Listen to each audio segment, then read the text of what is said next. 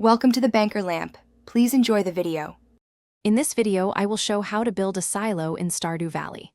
Gather 100 stone, 10 clay, 5 copper bars, and 100 wood, then speak to Robin to buy and place the silo. Build near your barn to save time when collecting hay. I will explain how to cut grass, use the scythe, and check the silo capacity. This quick guide keeps everything practical and easy to follow for new players. Start by listing materials and where to find each on the map and in the mines. Prioritize mining stone and copper ore during rainy days to save time. Make a small furnace to smelt copper bars once you have ore and coal.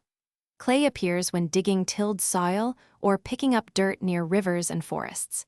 Keep 100 wood in reserve to avoid extra trips to the tree line. If you're enjoying this guide, please subscribe and like for more helpful Stardew tips. Quick recommendation: the new Kindle Paperwhite is great for reading game guides and walkthroughs anywhere, with crisp text and long battery life, making it perfect during breaks between farm days. It's lightweight and easy to carry out to the coop or greenhouse. Check the description for the link and other deals. Now let's get back to the video. Choose a flat area near your barns to place the silo and avoid blocking paths. Clear rocks, trees, and debris first so you can move freely while collecting hay. If you plan expansion, leave room for a second silo nearby to centralize storage. Consider lighting and fences to protect animals and keep routes efficient.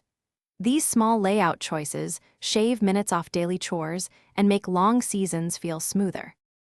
Thanks for watching. If this was helpful, leave a like and consider subscribing. See you next time.